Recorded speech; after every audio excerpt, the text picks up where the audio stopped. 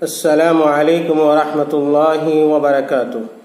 الحمد للہ رب العالمین والعاقبۃ للمتقین والصلاة والسلام علی اشرف الانبیاء والمرسلین نبینا محمد صلی اللہ علیہ وسلم وعلی آلہ واصحابہ اجمعین وبعد۔ محترم ناظرین اور سامعین، آج کا ہمارا یہ درس بھی علامہ ڈاکٹر محمد لقمان سلفی رحمہ اللہ کی معرکۃ العارہ کتاب رش البرد کے اردو ترجمہ اخلاقیات مسلم سے ماخوذ ہے۔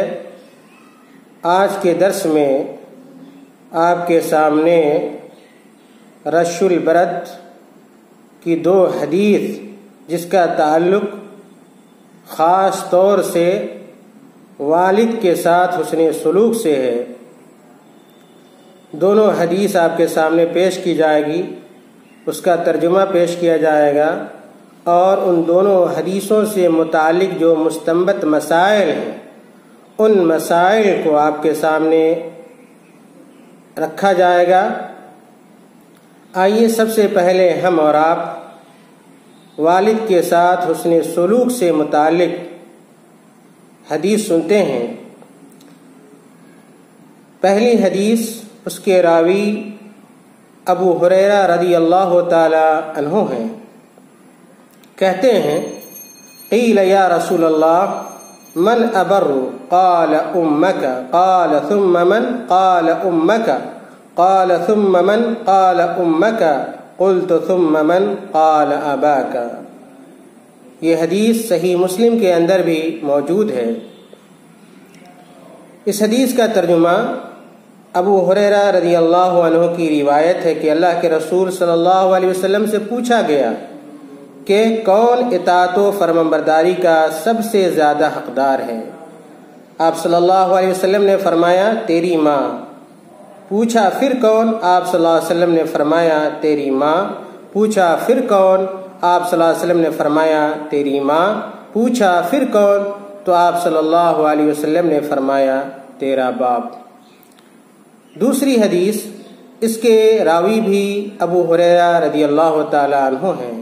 کہتے ہیں اتی رجل نبی اللہ صلی اللہ علیہ وسلم فقال ما تأمرنی فقال بر امک ثم عاد فقال بر امک ثم عاد فقال بر امک ثم عاد فقال بر امک ثم عاد الرابعہ فقال بر اباک۔ یہ حدیث الادب المفرد کے علاوہ صحیح بخاری اور صحیح مسلم کے اندر بھی موجود ہے۔ اس حدیث کا ترجمہ حضرت ابو ہریرہ رضی اللہ عنہ کی روایت ہے کہ ایک شخص اللہ کے رسول صلی اللہ علیہ وسلم کی خدمت میں حاضر ہوا اور دریافت کیا کہ جناب مجھے کس چیز کا حکم دیتے ہیں؟ آپ صلی اللہ علیہ وسلم نے فرمایا والدہ کے ساتھ حسن سلوک کرو۔ اس نے اپنے سوال کو پھر دہرایا تو آپ صلی اللہ علیہ وسلم نے فرمایا ماں کے ساتھ حسن سلوک کرو۔ اس نے پھر یہی سوال کیا تو آپ نے فرمایا ماں کے ساتھ اچھا برتاؤ کرو۔ چوتھی بار جب اس نے یہی سوال پوچھا تو آپ صلی اللہ علیہ وسلم نے جواب دیا باپ کے ساتھ حسن سلوک کرو۔ محترم ناظرین، دونوں حدیثوں سے متعلق جو احکام و مسائل ہیں وہ آپ کے سامنے رکھے جاتے ہیں۔ سب سے پہلا فائدہ ان دونوں حدیثوں کا یہ ہے کہ ماں کے ساتھ حسن سلوک کرنے کی 3 مرتبہ تاکید کی گئی ہے، یعنی آپ صلی اللہ علیہ وسلم نے سوال پوچھنے والے کو 3 مرتبہ ماں کی اہمیت بتلائی اور ماں کے ساتھ حسن سلوک کرنے کی تاکید کی، کیونکہ وہ کمزور، ضرورت مند اور زیادہ حقدار ہے۔ یعنی ماں خدمت کے اعتبار سے باپ کے مقابلے میں زیادہ ضرورت مند ہوتی ہے، اس لیے آپ صلی اللہ علیہ وسلم نے ماں کا مقام و مرتبہ، ماں کی خدمت کی اہمیت باپ کے بالمقابل زیادہ بتلائی ہے۔ اور اس لیے بھی کہ ماں حمل اور وضع حمل کی مصیبت جھیلتی اور رضاعت کے مرحلے کو بخوشی برداشت کرتی ہے۔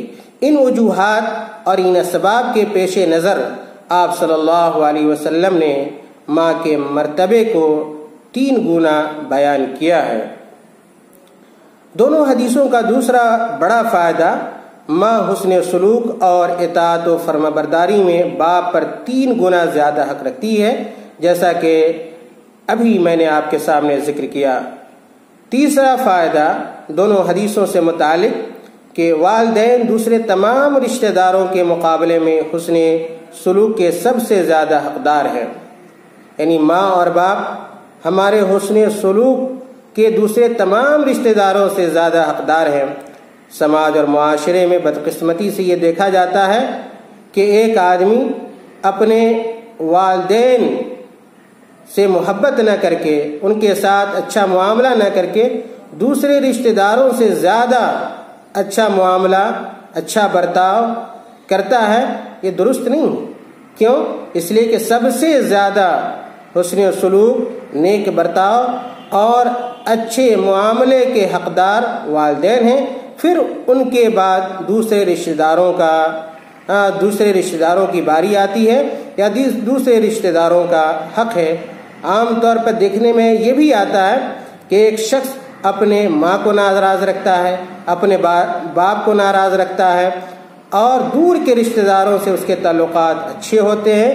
یہ چیز بھی اور یہ حرکت بھی اچھی نہیں ہے، بلکہ آدمی کو، ہمیں اور آپ کو یہ کوشش کرنی چاہیے کہ ہمارے معاملے اور ہمارا برتاؤ سب سے زیادہ اچھا اپنے والدین کے ساتھ ہو، اور دوسرے رشتہ داروں کے ساتھ بھی ہمارے معاملے اور ہمارا برتاؤ اچھا ہونا چاہیے۔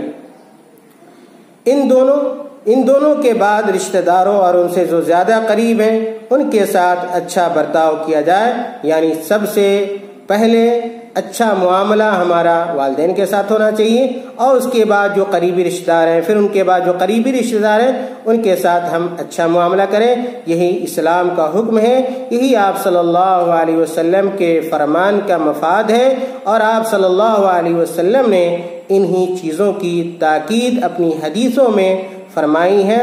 چنانچہ ہمیں ان دونوں حدیثوں سے یہ سبق ملتا ہے، یہ درس ملتا ہے کہ ہم اپنے والد کے ساتھ جس طرح ہم ماں کے ساتھ اچھا معاملہ کرتے ہیں، بڑھ چڑھ کر ماں کی خدمت میں حصہ لیتے ہیں، اسی طرح اپنے والد کے ساتھ، اپنے باپ کے ساتھ بھی ہم اچھا معاملہ نہ کریں، ان کے دلوں کو یا ان کے دل کو دکھانے کی اور ٹھیس پہنچانے کی، انہیں ناراض کرنے کی کوشش نہ کریں، اس لیے کہ انہوں نے ہمیں بڑے لاڈ و پیار سے، بڑی محبت سے اور بڑی محنت سے ہمیں پالا پوسا ہوتا ہے۔ اس لیے ان کی یہ تمنا ہوتی ہے، ان کی یہ خواہش ہوتی ہے کہ میرا بیٹا، میری بیٹی میرے ساتھ جوانی میں، بڑھاپے میں اچھا معاملہ کرے۔ اللہ تعالیٰ سے دعا ہے کہ اللہ تعالیٰ ہمیں اور آپ کو نیک عمل کی توفیق عطا فرمائے۔ اللہ تعالیٰ ہمیں اور آپ کو اپنے والدین کے ساتھ اچھا معاملہ، اچھا برتاؤ اور حسن سلوک کی توفیق عطا فرمائے۔ آمین۔ وآخر دعوانا الحمد للہ رب العالمین۔ والسلام علیکم۔